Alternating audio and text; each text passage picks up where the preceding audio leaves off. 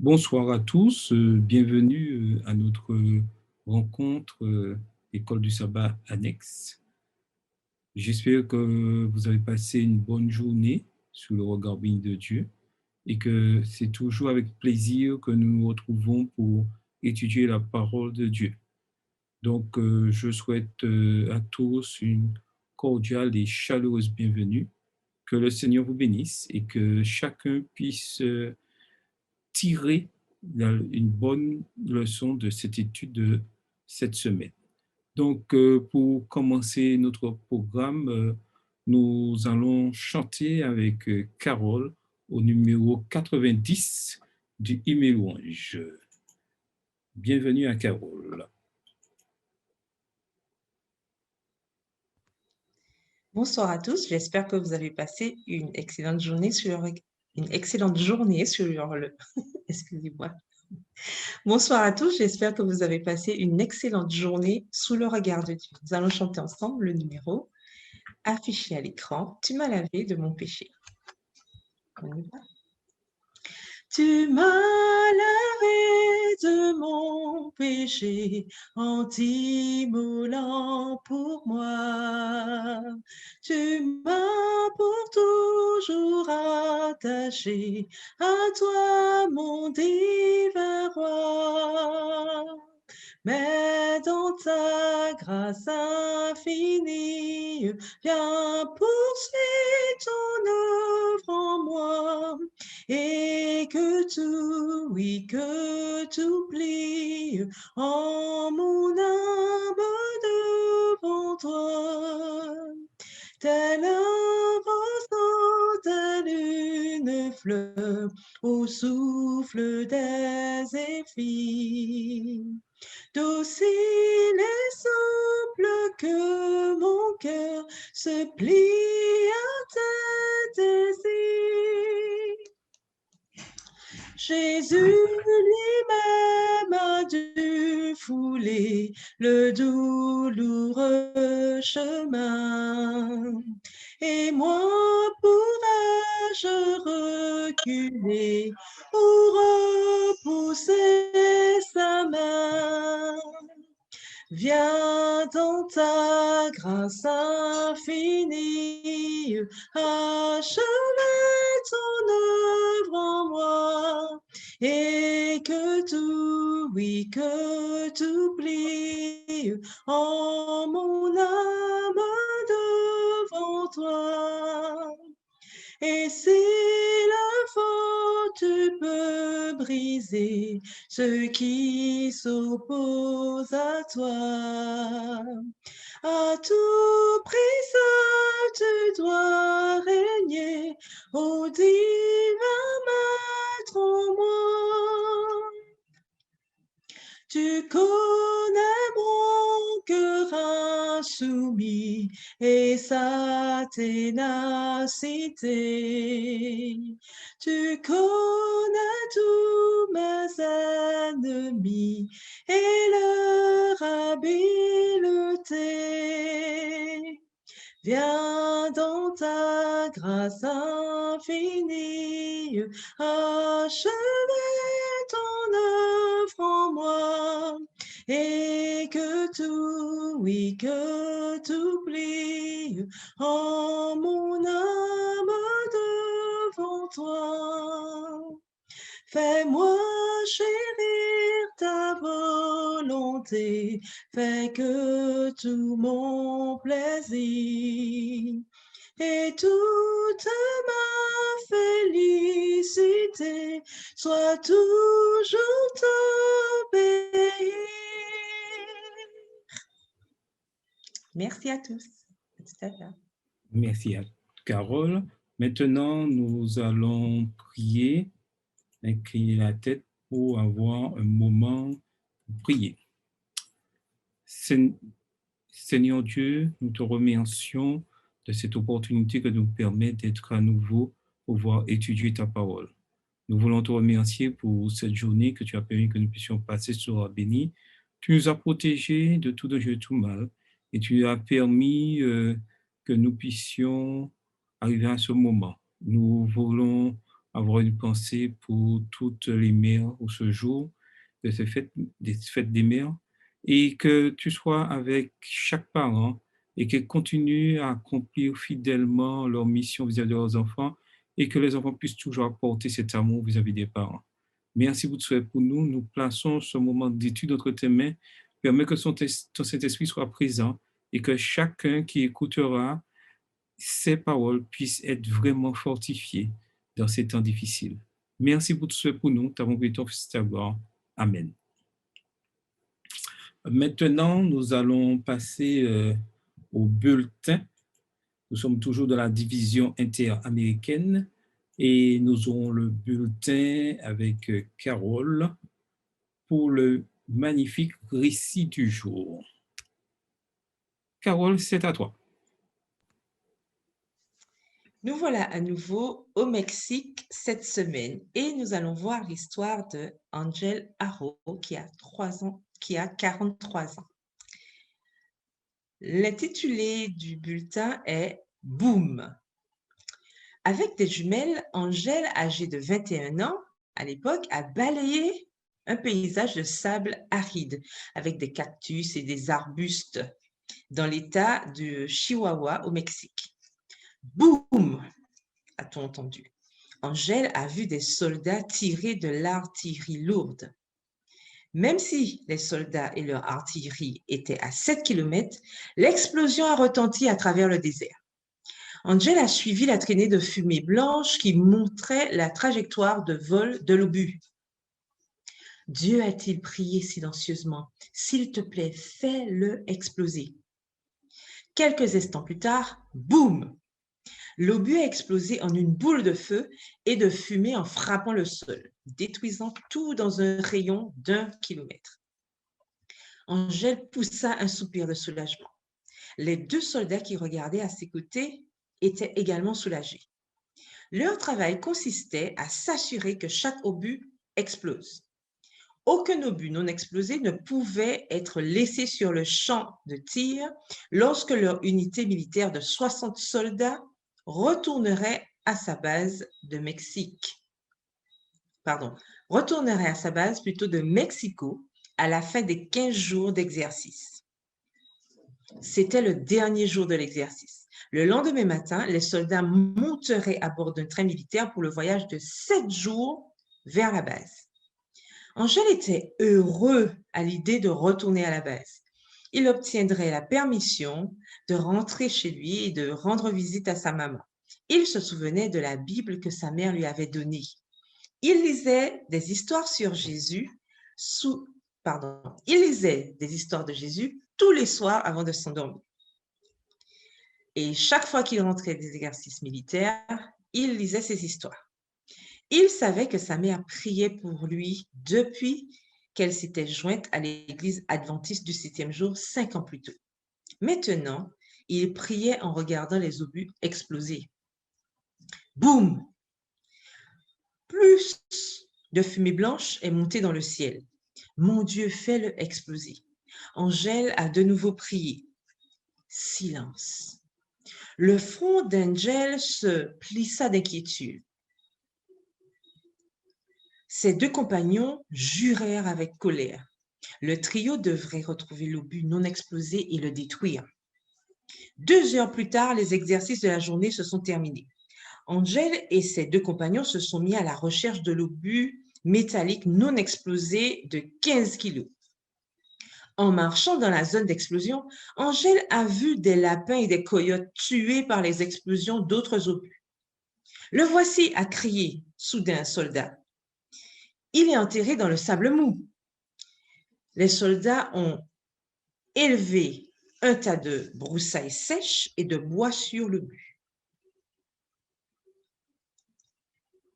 Un soldat a versé du diesel sur le bois et a craché, un soldat a versé du diesel sur le bois et a craqué une allumette pendant qu'Angel et l'autre soldat se mettaient à l'abri derrière un tas de roches à environ 1 kilomètre.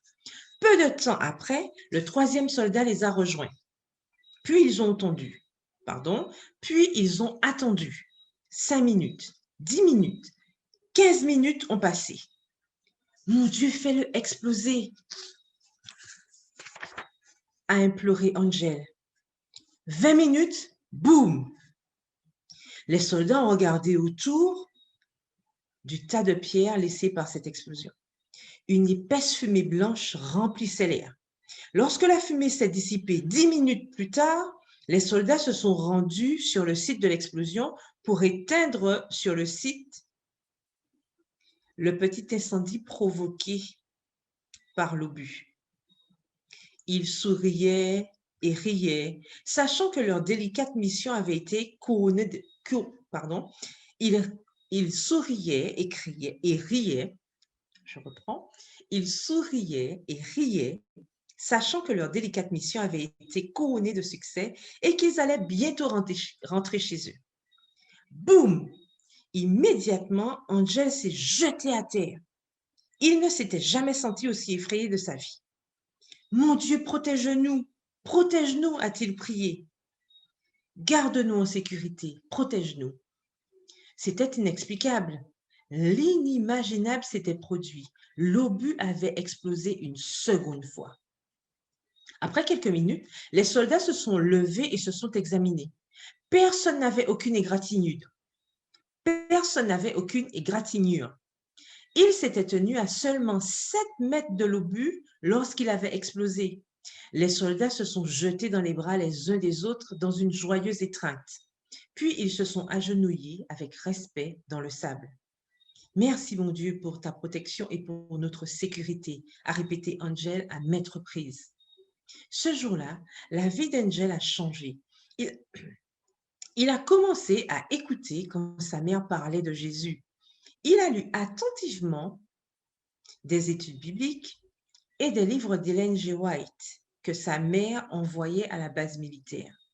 2 ans après l'explosion, il a donné son cœur à Jésus et s'est fait baptiser. « Seul un miracle nous a sauvés ce jour-là », a déclaré Angel.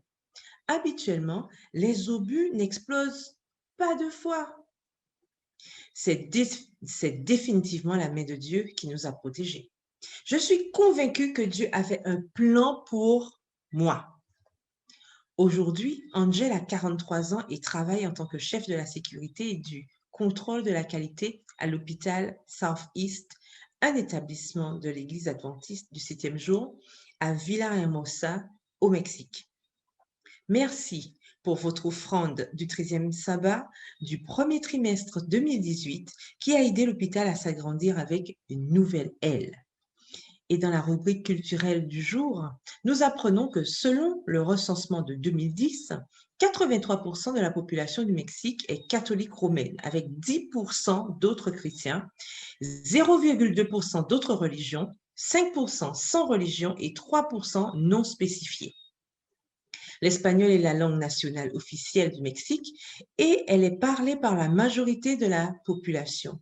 Mais une 60aine de langues autochtones sont aussi parlées, dont le Huastec à Veracruz, le Maya dans le Yucatan, le Mazawa, le Nahuatl, le Otomi, le Tarastec et le Totonac dans la région de Mesa centrale, le Tzeltal et le Tzotzil dans le Chiapas et le Zapotec, le Mixtec et le Mazatec à Oaxaca.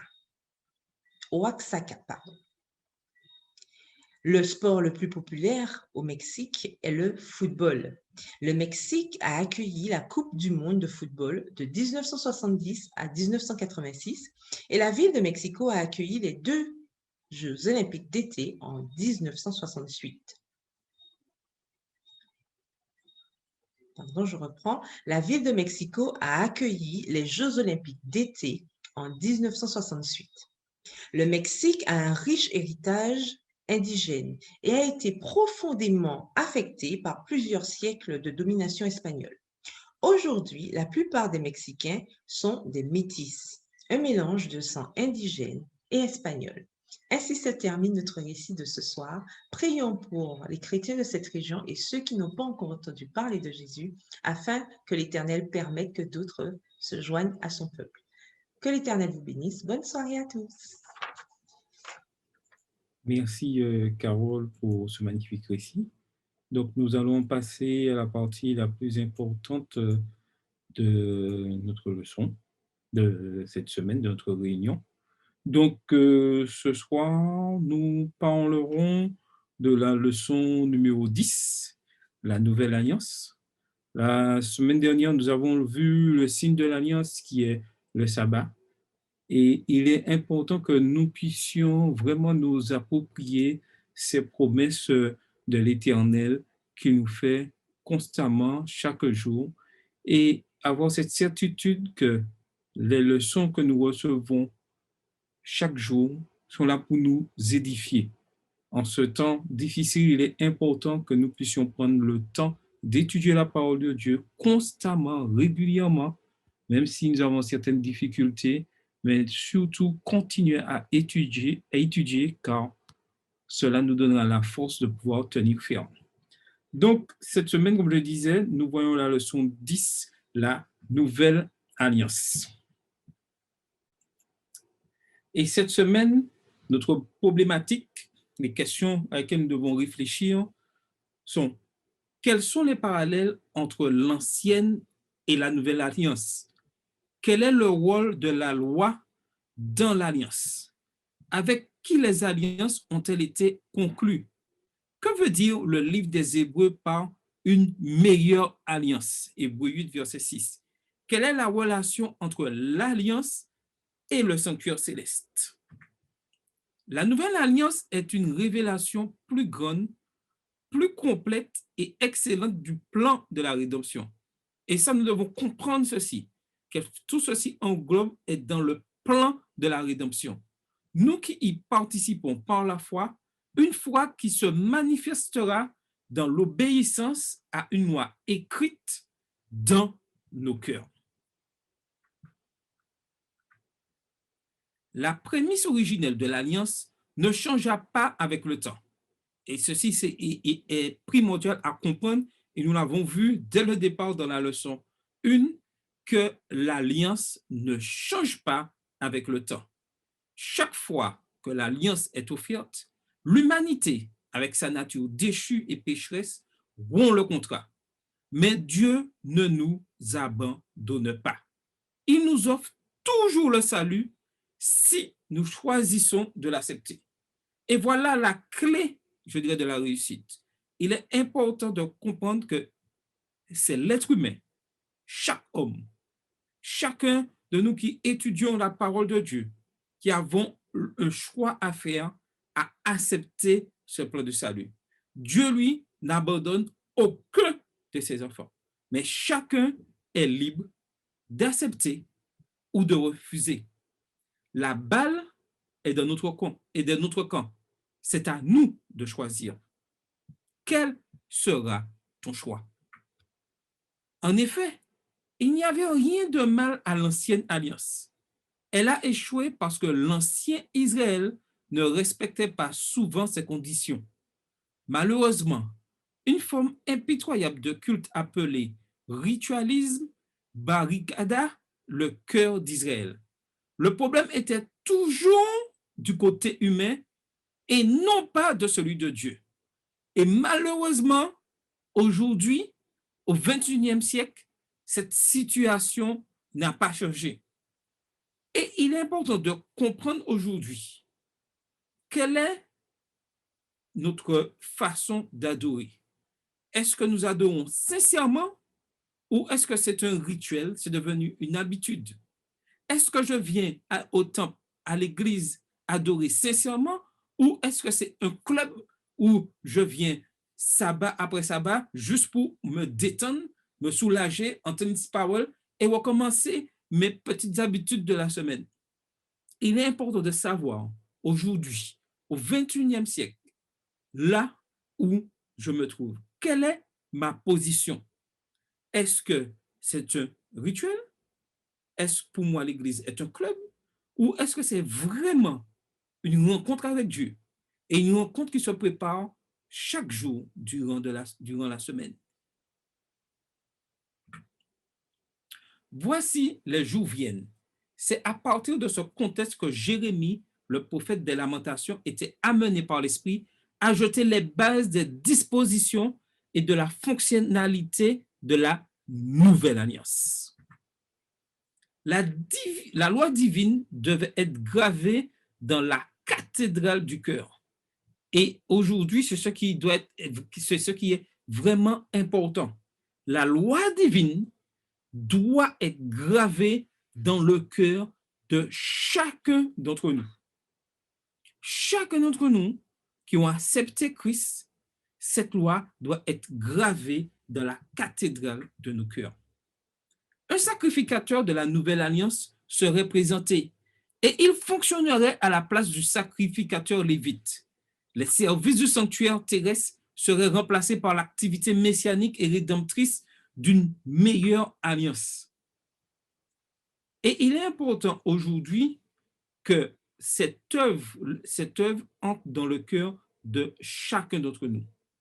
Par l'égide de la nouvelle alliance, Christ, le rocher des âges, désirait désespérément ôter le cœur de pierre et la religion hypocrite d'Israël. Je leur donnerai un même cœur et je mettrai en vous un esprit nouveau. J'ôterai de leur corps le cœur de pierre et je leur donnerai un cœur de chair, afin qu'ils suivent mes ordonnances et qu'ils observent et pratiquent mes lois, et ils seront mon peuple et je serai leur Dieu. Et aujourd'hui, cet appel de Jérémie est encore plus d'actualité. Le Seigneur veut renouveler notre esprit. Question, est-ce que vous pensez qu'au XXIe siècle, ceci peut se réaliser, que Dieu peut changer nos cœurs afin que nous soyons trouvés justes à ses yeux? Est-ce possible encore aujourd'hui? Donc, vous avez la parole. Qui voudrait parler?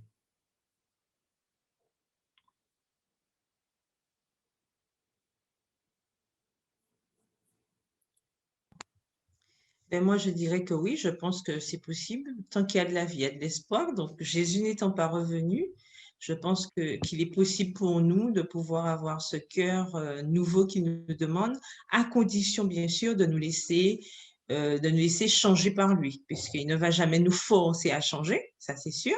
Mais si nous laissons son Esprit Saint faire ce travail en nous, il n'y a pas de raison pour que notre cœur, justement, ne suive pas le mouvement qu'aura donné sa parole à travers son Saint-Esprit. Mais il y a quelque chose d'important à comprendre dans tout ça, c'est encore d'actualité. Mais c'est un message individuel. Ce n'est pas un message collectif. C'est ma position. Quelle décision je prends par rapport à cela? J'ôterai de leur corps le cœur de pierre. Et au départ, on pense que c'est, le plus souvent, lorsqu'on lit ce texte, on voit un ensemble. Mais chacun individuellement doit prendre ce texte pour lui. Je ne dois pas regarder ce que l'autre fait ou fera. La position est, qu'est-ce que moi je fais? Et c'est là que c'est important de comprendre. Et le plus souvent, nous nous trompons en regardant ce texte en disant que nous pensons au collectif. Ah oui, mais on ne voit pas de changement, l'Église. Non.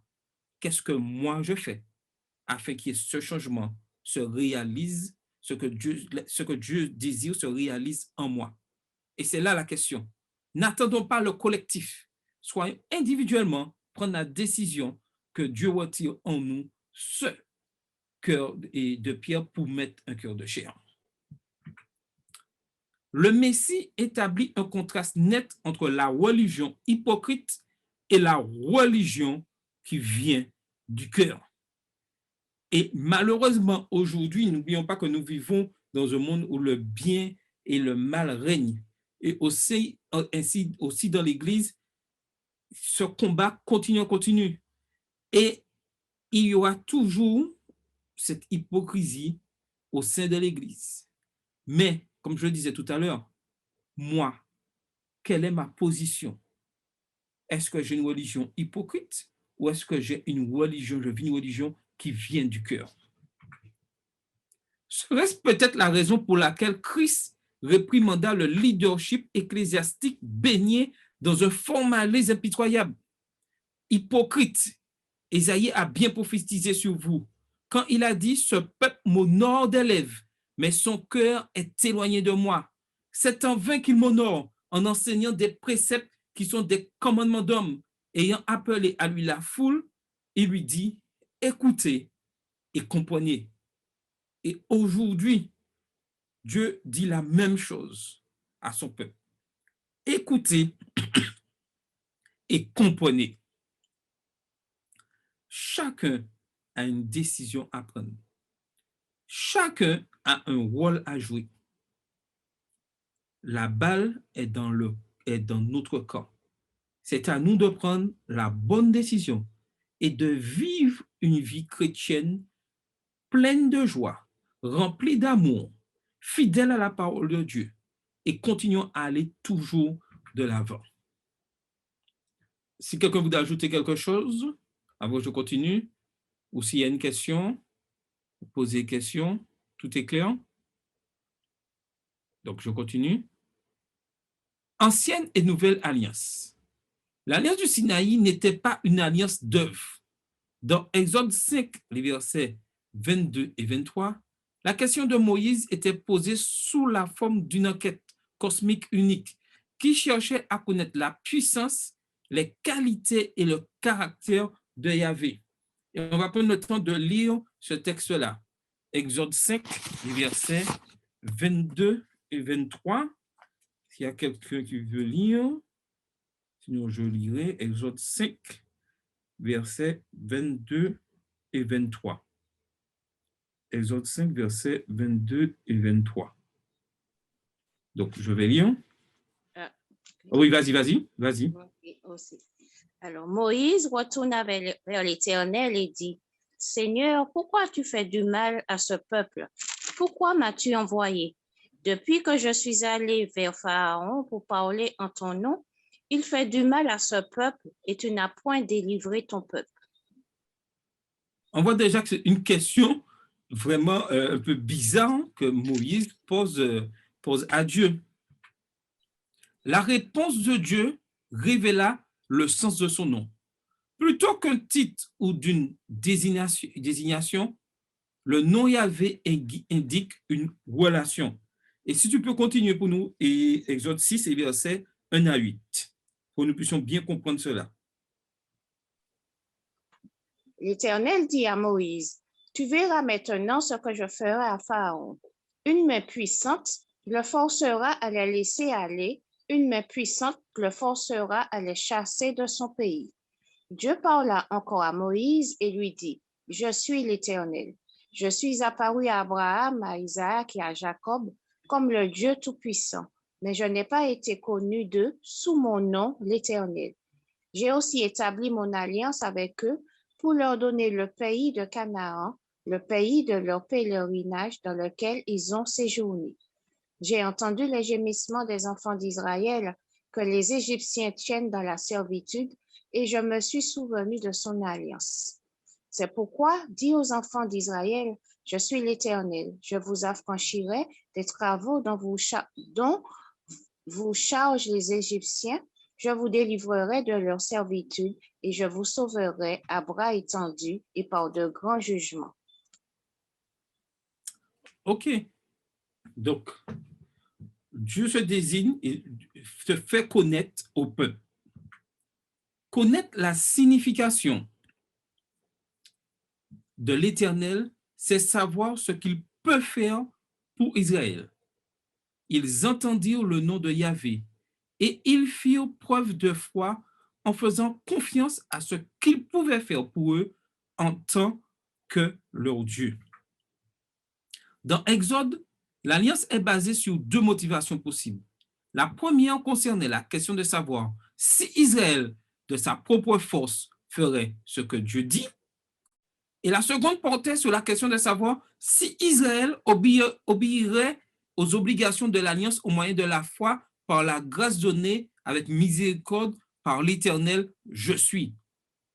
Et la question pour nous est encore d'actualité. En tant qu'enfants de Dieu, est-ce que nous sommes est-ce que nous connaissons vraiment la force de Dieu, ce que Dieu peut faire? Est-ce que nous sommes vraiment prêts à nous laisser diriger par Dieu chaque jour dans nos vies? Et aujourd'hui, il y a un phénomène qui prend de l'ampleur, qui existe, mais qui commence à prendre de l'ampleur aussi, le dispensationalisme limite également le temps de l'alliance de la grâce. Je m'explique. Ce courant théologique divise l'histoire de la Bible en 7 périodes et enseigne que Dieu œuvre différemment dans chacune de ces périodes. Une dispensation est une période pendant laquelle l'humanité est mise à l'épreuve par rapport à une révélation spécifique de la volonté de Dieu. Chaque dispensation se termine par un jugement divin. Ainsi, il y a une dispensation de la loi et une dispensation de la grâce parmi les dispensations. Ainsi, ceux qui tiennent avec ténacité à cette logique tentent vainement de diviser l'harmonie biblique entre la loi et l'évangile. Et c'est là le danger de cette chose-là, parce qu'il n'y a pas de séparation entre la loi et l'évangile.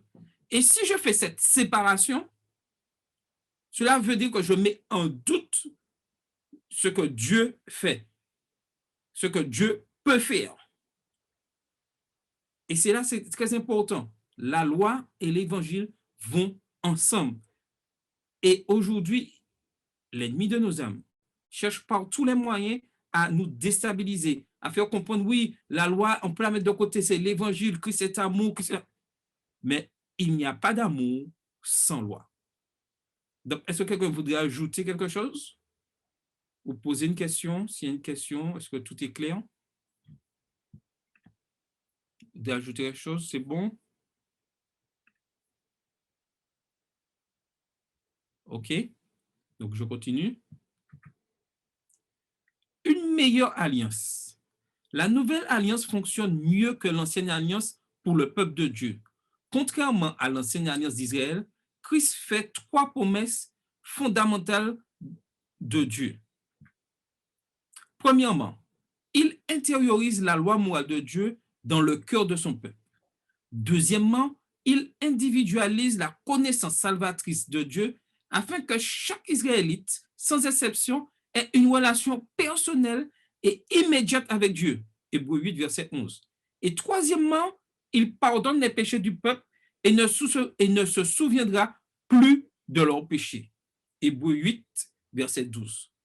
Et tout ce processus, aujourd'hui, est important pour nous, car Dieu met cette loi morale, c'est-à-dire cette loi et 10 commandements, dans le cœur de son peuple. La connaissance, chacun a la possibilité de pouvoir se former, de pouvoir avoir une relation intime avec Dieu, sans exception.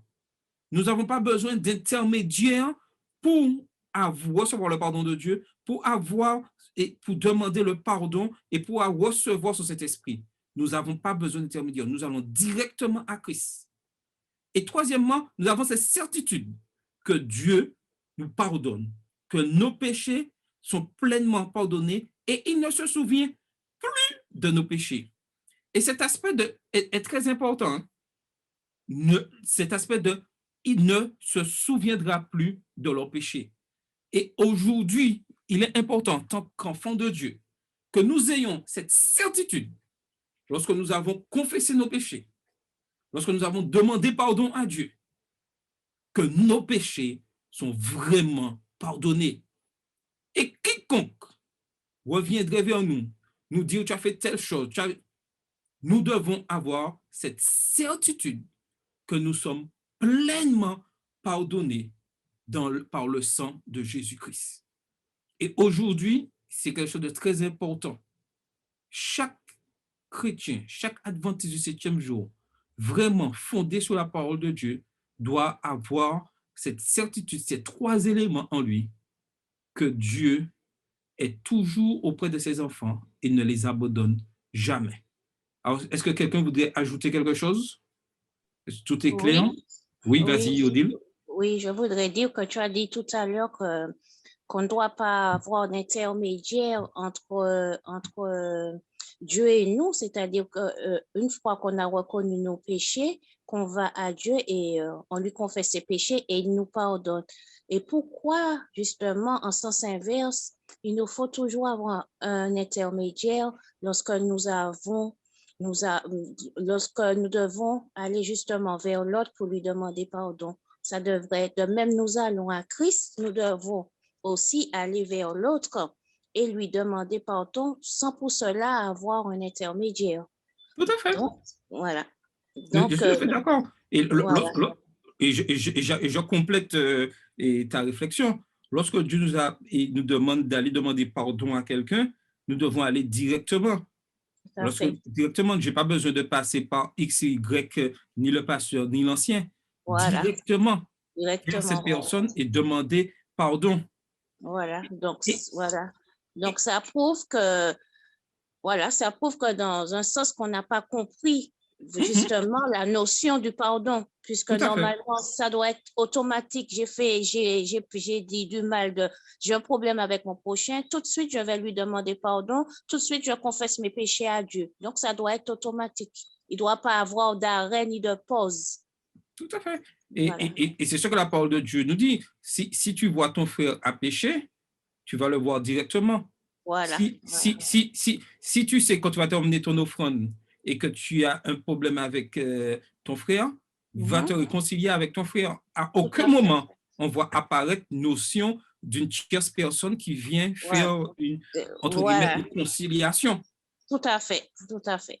Et j'ajouterais qu'aujourd'hui, si nous avions vraiment compris cela, beaucoup de problèmes seraient évités dans nos communautés. Parce que les problèmes seraient restés uniquement entre les deux personnes. Le plus souvent, nous voulons mettre 2-3 personnes pour régler le problème et la nature humaine est comme ça. On parle, on raconte et une petite chose devient une montagne et à la fin, au début, ça aurait pu être quelque chose qui aurait pu être résolu facilement, devient une montagne et devient vraiment impossible à résoudre. Donc, il est important de comprendre ceci et ça va dans les deux sens. Merci Odile pour cette réflexion. Est-ce que quelqu'un d'autre a quelque chose à ajouter? On continue?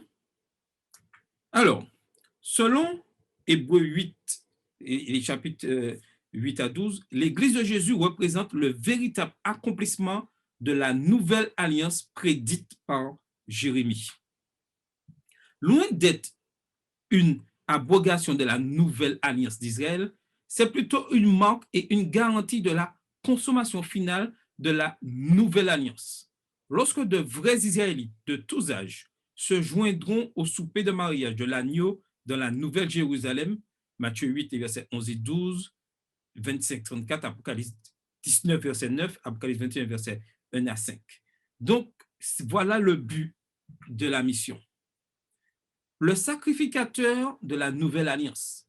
Tout comme Aaron se consacra au sacerdoce, Christ se présenta au Père, tout comme Moïse oignit Aaron, Dieu oignit Christ. Lévitique 8, verset 30, Somme 45, verset 7.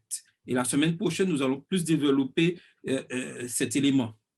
Toujours porteur de l'humanité, il monta, c'est-à-dire Christ, au ciel, triomphant et victorieux. Il prit le sang de son expiation et l'aspergea sur le siège de la miséricorde et ses propres vêtements et bénit le peuple. Lorsque Jésus était présenté, le Père lui donna le titre de souverain sacrificateur, car Paul nota qu'il était déclaré de Dieu souverain sacrificateur. Hébreux 5, verset 10. Tout comme le président d'une institution d'enseignement supérieur déclare ou appelle le diplômé docteur à sa cérémonie de remise de diplôme. Son oreille marquée par le sang écoute la voix de son Père et répond aux cris de ses brebis désespérées.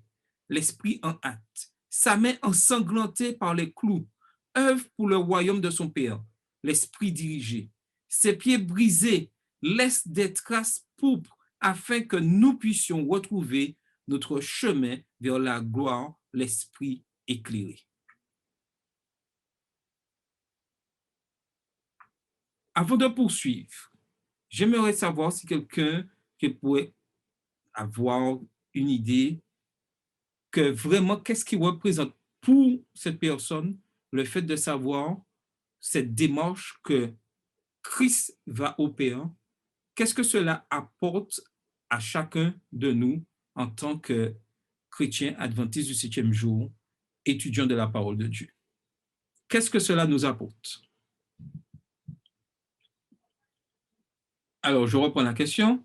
Qu'est-ce que cela nous apporte de savoir que Christ est monté au ciel en tant que souverain sacrificateur et qu'il a une mission afin que chacun de nous puissions être trouvés justes aux yeux de Dieu? Qu'est-ce que cela apporte à notre vie aujourd'hui, au XXIe siècle? Alors, pour ma part, je pense que c'est quelque chose de très intéressant dans le fait que ça nous soulage, en fait, ça nous réconforte parce qu'on sait au moins qu'on n'est pas seul. Nous savons que Dieu a fait tout ce sacrifice pour nous et qu'après ce sacrifice, il ne nous a pas laissés seuls. Il continue, on voit que le plan de la rédemption continue et que c'est lorsqu'il reviendra que ce sera achevé. Et moi, je trouve que c'est quelque chose qui devrait nous rassurer dans le fait que la promesse qu'il nous a faite dans Jean, c'est-à-dire de revenir nous chercher, qu'il est allé nous préparer une place, tout ça, nous pouvons y croire fermement. Et je pense que c'est vraiment, surtout dans ce monde désolé dans lequel nous vivons, je trouve que c'est une promesse à laquelle nous pouvons réellement nous accrocher et que c'est une croyance formidable que de savoir, de s'accrocher à cette idée que nous avons effectivement Jésus-Christ qui est là et qui nous représente et que si nous lui faisons confiance, si nous croyons en lui, nous avons toutes les chances de pouvoir atteindre cet objectif que nous avons de pouvoir vivre avec Dieu éternellement. OK, tout à fait. Et ceci, c'est très important que chrétien. Oui? Je voudrais dire, Vas-y. concernant ce que tu disais tout à l'heure, concernant l'alliance, la grâce, l'évangile et la loi. Comme je dis souvent à un ami qu'on discute, qu'on partage souvent l'évangile, je lui dis qu'il n'est pas, on ne partage pas la même profession de foi. On discute souvent sur la loi. Donc, je lui disais, prenons l'exemple d'un aveugle. Est-ce que tu as déjà rencontré un aveugle qui marche sans son bâton? Oui. Si Dieu est un Dieu de grâce, la plus grande preuve d'amour que Dieu peut faire à un pécheur, que Dieu fait à un pécheur, c'est de mettre sa loi dans ton cœur. Parce que Dieu ne peut pas changer ta vie et puis tu vis sur cette terre qui est si fragile sans te donner un guide. C'est la loi de Dieu est un guide.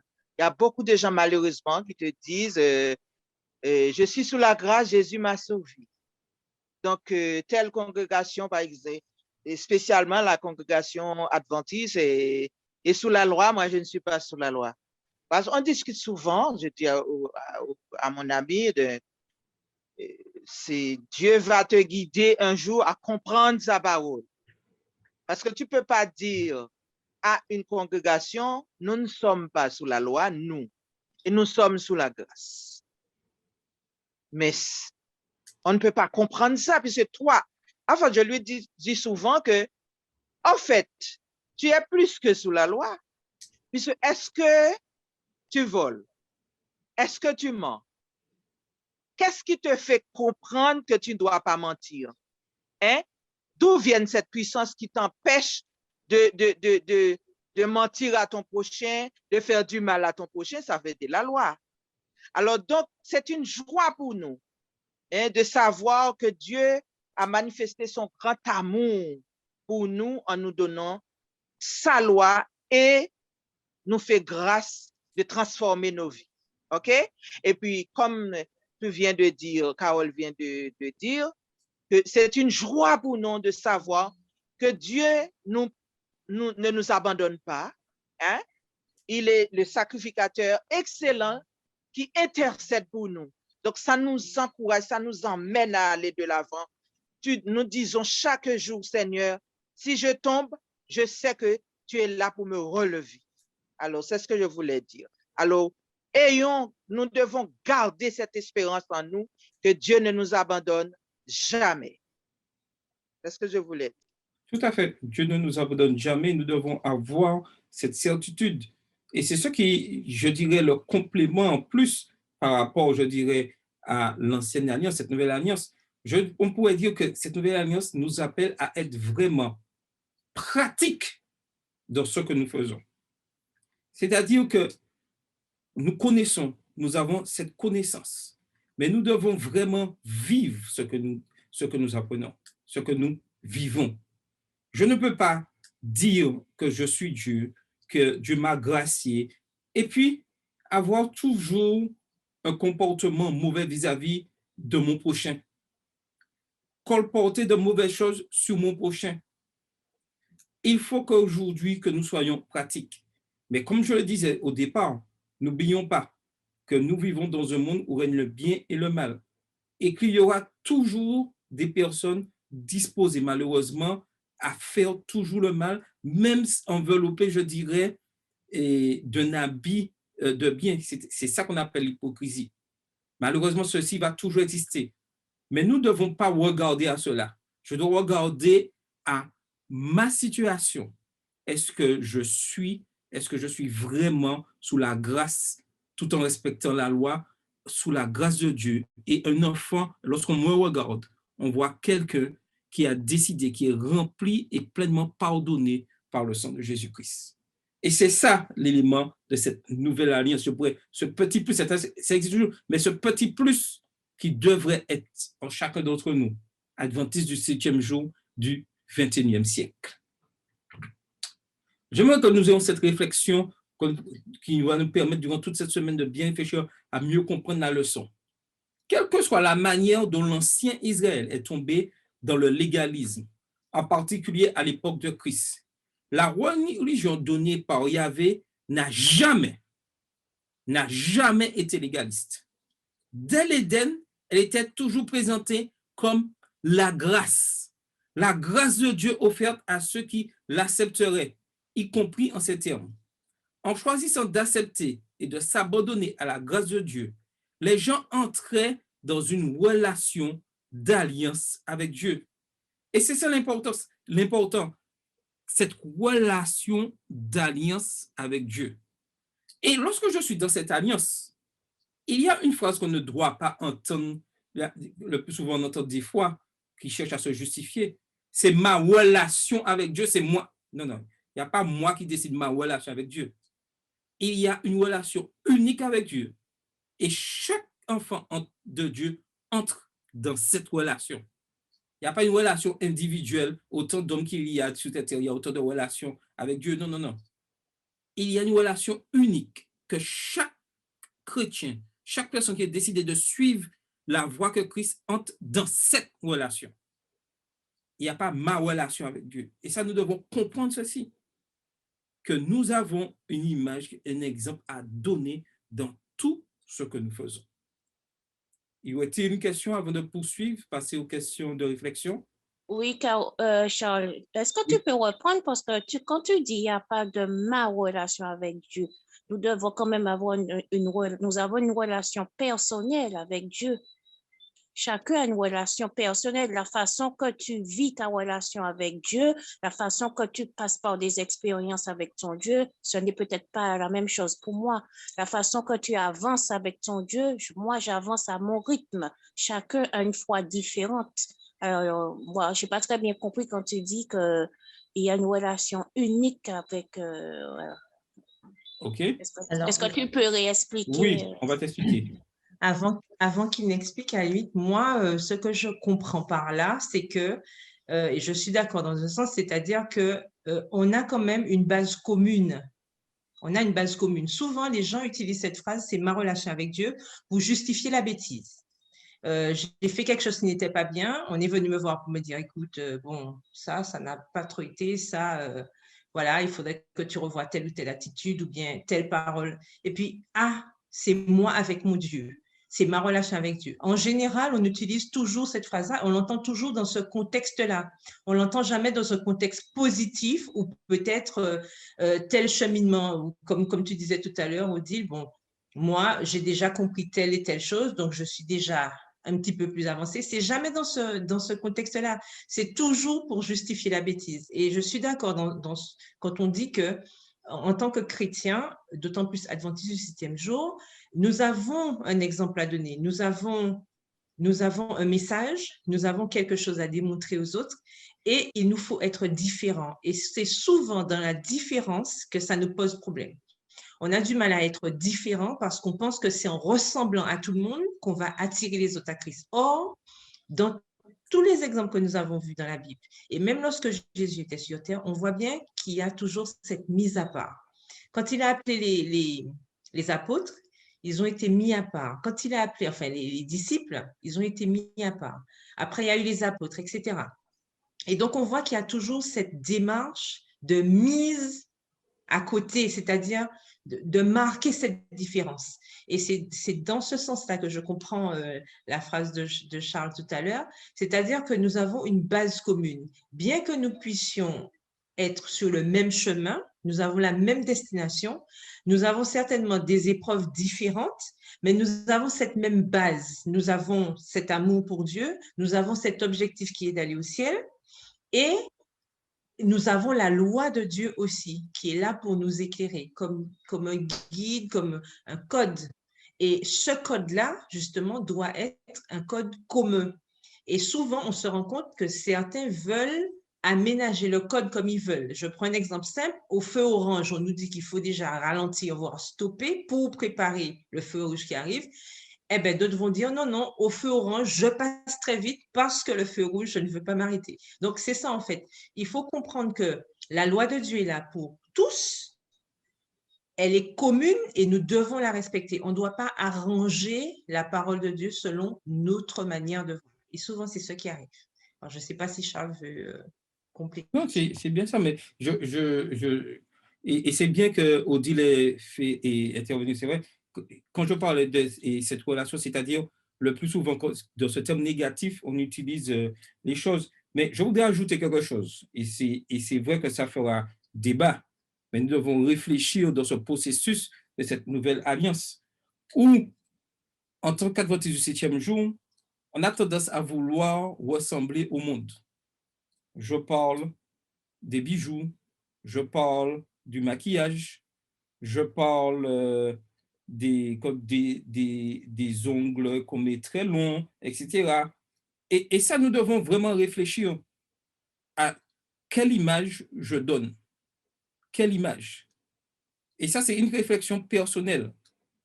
Et nous devons avoir cette démarche de changement et de pouvoir avoir cette identité que Christ nous demande. Et chacun doit réfléchir dans cette relation commune que Dieu donne, unique à chacun. Est-ce que le plus souvent, je n'ajoute pas ma petite note personnelle dans cette relation? Et c'est ce qui crée des fois cette discorde. Et nous devons vraiment réfléchir. Et cette leçon, cette semaine, nous fait comprendre cette nouvelle alliance, cette alliance que Dieu veut faire avec chacun d'entre nous. Mais nous devons, petit à petit, éliminer ce qui ne va pas. Mais pour pouvoir éliminer ce qui ne va pas, c'est pas en passant dans l'étude de la parole de Dieu. Et c'est là que nous devons vraiment réfléchir, vraiment étudier et comprendre ce que nous faisons. Et ne pas entrer des fois dans du légalisme. Mais ce n'est pas parce que je ne veux pas entrer dans le légalisme que ça veut dire qu'il n'y a pas des choses que je ne dois pas faire. La loi est toujours là. Mais c'est la manière dont je la mets en pratique. Est-ce que je me suis bien fait comprendre? Donc, il faut comprendre que l'importance de cette relation avec Dieu, certes, est individuelle, unique, tout ça, mais qu'il y a un socle commun qu'enfant de Dieu, qu'on reconnaît un enfant de Dieu, que celui qui adore le reconnaît. On sait que cette personne, oui, c'est un enfant de Dieu. Et cette question doit se poser, est-ce que dans tout ce que je fais, est-ce que je reflète vraiment l'image, l'amour de Dieu dans tout ce que je fais, quels que soient les domaines? Et nous devons vraiment réfléchir parce que nous ne sommes pas parfaits. Nous améliorons jour après jour, jour de sanctification. Nous nous sanctifions jour après jour. Donc, chaque jour, nous aurons des choses à éliminer, à faire disparaître, afin de pouvoir avoir cette relation que Dieu souhaite avec chacun de ses enfants. Donc, et je voulais juste ajouter à ce que tu viens de dire qu'il ne faut pas oublier que Dieu, il veut un peuple, il vient chercher un peuple. Et s'il vient chercher un peuple, ça signifie bien qu'il vient chercher des personnes qui ont cette pensée commune. On n'est pas identique, c'est sûr, mais nous avons cette pensée commune qui fait que ce que l'Éternel attend de nous, ben, les enfants qui feront partie de ce peuple-là auront cette pensée commune qui fera que nous puissions profiter de la promesse qu'il nous a faite, justement. Odile, est-ce que j'ai répondu à ta question? Oui, tout à fait. Mais oui, mais je voudrais quand même aussi ajouter que c'est vrai que pour aller dans le même sens, certaines fois, nous voyons des personnes qui, c'est vrai, qui ne rendent pas le témoignage qu'il faut, qui ne sont pas un modèle, mais des fois, ces personnes-là sont dans une lutte, dans un combat spirituel comme pas possible, que nous ne pouvons pas imaginer. Donc, c'est petit à petit qu'ils vont à leur rythme. Et n'oublions pas que Dieu connaît le cœur et c'est Dieu petit à petit qui les emmène justement, voilà, sur le chemin, sur la bonne voie. Donc, des fois, nous ne devons pas dire que cette personne, par ce que nous voyons de l'extérieur, n'est pas, voilà, ne rend pas le témoignage, n'est pas ceci, n'a pas de relation avec Dieu, mais des fois, cette personne est dans une lutte comme pas possible et il fait tout son possible pour pouvoir justement être changé. Oui, pardon, vas-y. Et j'insiste énormément sur la partie, je disais, cette relation individuelle, que chacun doit avoir cette relation. Vous avez, à aucun moment, je n'ai dit un tel. Je dois vraiment, par rapport à la loi, par les choses, est-ce que ça correspond? Vraiment, il y aura des luttes. Mais le Seigneur voit tout, mais ceux qui ont tout aussi voient aussi. Oui, Carole. Non, je voulais juste, effectivement, bon, c'est à ce moment-là, par rapport à ce que tu disais, que la notion de jugement intervient. Non, je ne suis pas là pour dire qu'un tel est bon, un tel n'est pas bon, etc. Non, ça, ce n'est pas du tout de mon ressort, ce n'est pas de notre ressort, on n'est pas là pour ça. Par contre, individuellement, comme on dit, je dois me placer, moi, en tant qu'enfant de Dieu, je dois me placer face à cette réalité et me demander, est-ce que dans mon attitude, est-ce que dans mes paroles, ma façon de faire, est-ce que mon comportement va dans le sens de ce que Dieu demande? Quoi que je sois dans une lutte, on l'a vu encore toute la semaine dernière, on nous dit oui, je ne suis pas encore parfait, mais je tends vers, et même l'apôtre Paul le disait, c'est cette tendance à aller vers Dieu justement qui est importante et c'est là que tout doit se jouer. Est-ce que moi, individuellement, je fais cet effort-là? Et c'est là, c'est ce que Dieu regarde, parce que tu as raison, Dieu regarde au cœur. Oui, mais Carole, qu'est-ce que révèle mon cœur? Qu'est-ce que révèle mon cœur? Moi, hein? Pas l'autre, hein? Moi. Oui, mais on revient justement à ce que je disais, à la relation personnelle. Parce que pour pouvoir s'examiner justement en fonction de tout ce que tu dis, il faut bien quand même une relation personnelle. Il faut bien se poser des questions. Donc, on revient à la relation personnelle. En fait, c'est ce qui me gêne un petit peu quand Charles a dit que, voilà, c'est ça. Non, mais c'était dans le terme. On doit avoir une relation personnelle, mais pas individuelle. Voilà. Il y a une différence, c'est-à-dire personnel, je me pose la question à moi, mais individuel, il faut bien savoir qu'on n'est pas des îlots particuliers par rapport à la parole de Dieu. On est un ensemble, mais personnellement, on fait notre cheminement. Et j'ajouterais, la relation personnelle a des principes. Relation personnelle passe par l'étude de la parole de Dieu. Je ne peux pas dire que j'ai une relation personnelle avec Dieu et que je n'étudie pas sa parole, je ne connais pas qui il est. Ça, c'est plus une relation personnelle avec Dieu. La relation personnelle avec Dieu passe par l'étude de la parole de Dieu.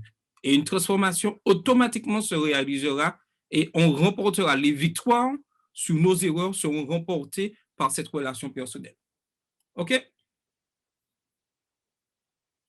Donc, maintenant, nous allons passer aux questions. L'heure avance un peu.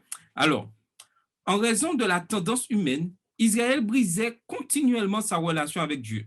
Alors, comment la croix a-t-elle remodelé l'ancienne alliance pour qu'elle soit une meilleure alliance?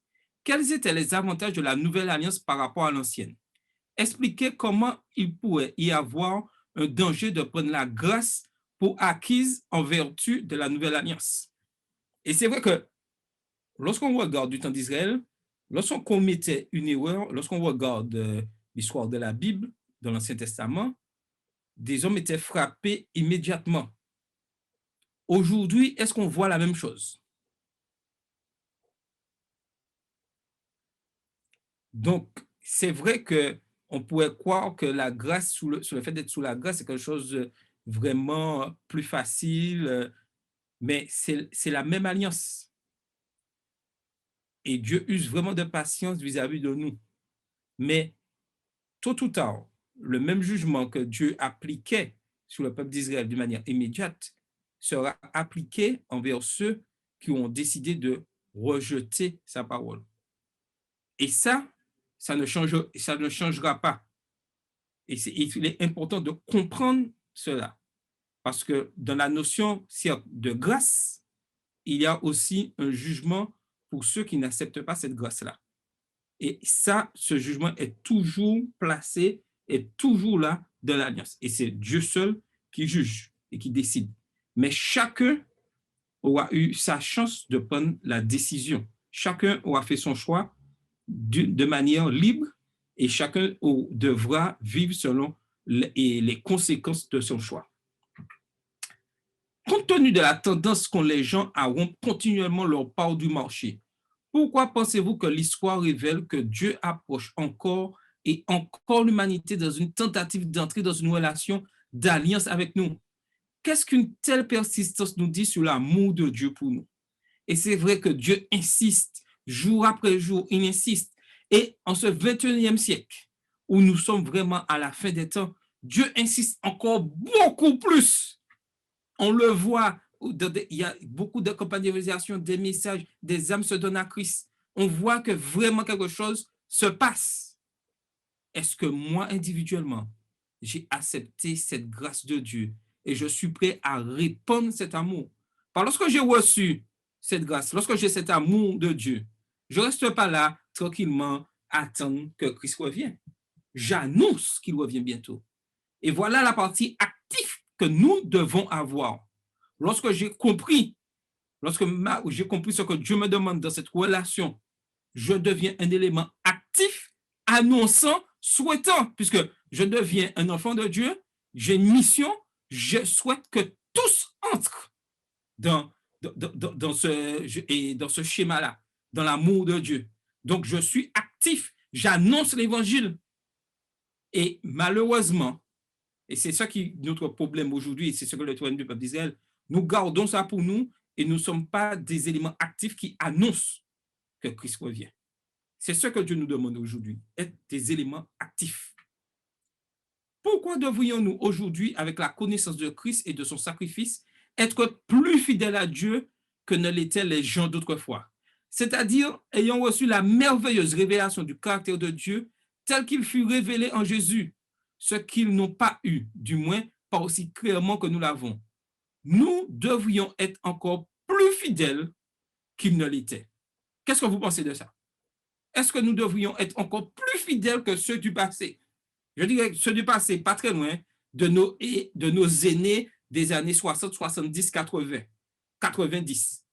Est-ce que nous devrions être plus fidèles qu'eux? Qu'est-ce que vous en pensez? Oui, je pense que c'est le moment d'être plus fidèle plus que jamais. Vu que nous savons que la venue de Jésus est proche, vu nous savons que tôt ou tard ce monde passera, donc c'est le moment ou jamais de tenir ferme la main de Jésus, de regarder en haut et de rester fidèle plus qu'à jamais. Ouais. Tout à fait. Donc que nous puissions comprendre ça, qu'il est important que nous soyons fidèles à la parole de Dieu. Certains peuvent demander, comment savez-vous que l'accès de Dieu ne dépend pas des œuvres ou de l'obéissance, mais simplement de l'acceptation du don de grâce et de la faveur aimante de Dieu? Quels exemples pourriez-vous utiliser de votre propre vie pour répondre à leurs questions? Quelle est l'importance de nos histoires de vie dans l'actualisation de la nouvelle alliance? Et c'est ce message que nous devons faire passer à ceux qui nous entourent. faire comprendre cette alliance, notre façon de vivre. Et c'est comme ça que nous allons attirer les autres à Christ. C'est en ayant un évangile pratique, constamment pratique dans tout ce que nous faisons. Pourquoi était-il si difficile aux gens d'accepter la nouvelle alliance quand Jésus la présentait à l'origine? Est-il plus facile ou plus difficile aux gens de l'accepter aujourd'hui? Malheureusement, les choses n'ont pas changé. C'est toujours pareil. Je ne sais pas qu'est-ce que vous en pensez. Aujourd'hui, et je dirais que aujourd'hui, on transforme beaucoup, on présente Jésus de plusieurs manières, et cela encore, je dirais, détériore vraiment l'image que Christ veut donner à chacun. Donc, chacun, entre guillemets, imagine Jésus à sa manière. Mais il y a un seul Christ. Il y a une seule grâce. Il y a un seul Dieu. Et il souhaite que chacun d'entre nous, nous entrons dans le plan de Dieu. Pas dans notre plan, dans le plan de Dieu.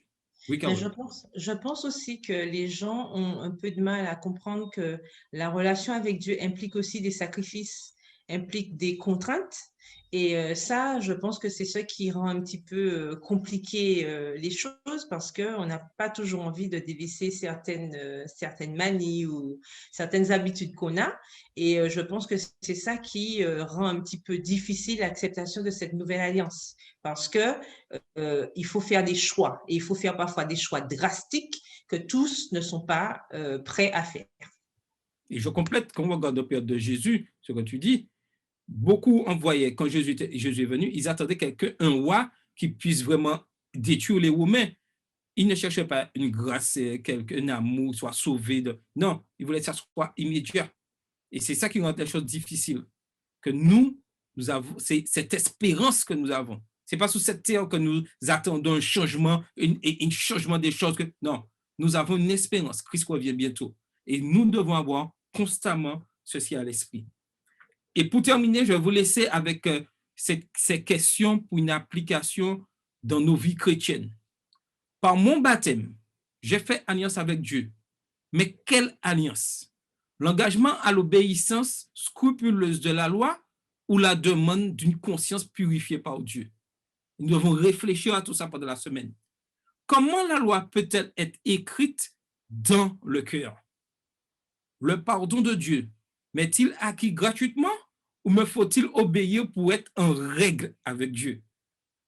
Comment approfondir ma connaissance de Dieu comment approfondir ma connaissance de Dieu, ma relation intime avec lui? Est-il utile ou possible de partager cette connaissance avec d'autres? Comment et pourquoi? Et nous avons réfléchi à toutes ces questions dans la semaine pour comprendre encore mieux cette nouvelle alliance que Dieu souhaite établir avec son peuple. Sommes-nous vraiment prêts à faire partie de cette alliance? Je demandais à Yolette, si elle veut bien, de nous faire cette dernière prière pour terminer notre réunion ce soir. D'accord. Merci beaucoup. Ma position pour la prière, c'est bon? C'est bon. Ô Éternel, notre Dieu, notre Père, nous avons la plus grande joie ce soir de pouvoir partager ensemble ta parole. Merci pour ton Saint-Esprit qui nous a fait comprendre, Seigneur, ce que tu veux pour chacun de tes enfants. Aide-nous chaque jour à comprendre que le salut n'existe pas sans interdiction. Ce qui fait le plus grand obstacle dans la vie de l'homme, c'est la privation. Seigneur, si nous avons un enfant, Seigneur, nous voulons que notre enfant soit bien éduqué, il faut que nous lui donnons aussi des interdictions. Tout le monde veut grâce, mais personne ne veut se priver de rien. Personne n'accepte pas l'interdiction. Seigneur, aide-nous à obéir à ta voix comme tu veux que nous soyons, Seigneur. C'est pourquoi tu veux que nous puissions avoir une vie digne de toi. C'est pourquoi tu nous mets ta loi dans nos cœurs pour que nous puissions, Seigneur, recevoir, vivre de ta grâce aussi, Papa. que nous puissions avoir la vie éternelle. Nous te disons merci ce soir. Et tous ceux, Seigneur, qui vont étudier cette leçon pendant cette semaine, qu'ils puissent comprendre ton grand amour pour chacun de tes enfants sur terre. Et que nous puissions, Seigneur, en tant que ton enfant, ton peuple, à savoir que nous avons un témoignage à donner. Nous avons une relation intime avec toi, personnelle et individuelle. Mais Seigneur, nous avons un témoignage à donner parce que chacun de nous, quand nous t'acceptons comme notre sauveur, nous sommes missionnaires, nous sommes appelés à partager ton amour, à partager ton évangile. Et Seigneur, cela implique, Seigneur, notre vie de chaque jour. Seigneur, garde-nous en ta paix, bénis-nous abondamment. Bénis, Seigneur, tous ceux, et Carole et Charles, qui ont organisé ce programme pour nous faire comprendre, pour nous avancer dans l'étude de la leçon de chaque semaine. Aide-nous à comprendre l'importance de cette grâce que tu nous as fait, de pouvoir mettre cette étude en pratique et nous aider chaque jour à marcher dignement devant toi. Nous te disons merci, Père Céleste. Nous ne sommes pas dignes, mais merci pour ton pardon, merci pour ton amour et ta fidélité envers nous. Nous te prions au nom de Jésus et pour ta gloire. Amen. Amen. Donc, la semaine prochaine, nous verrons la leçon 11, le sanctuaire de la Nouvelle Alliance. Donc, bonne semaine à tous et que le Seigneur vous bénisse.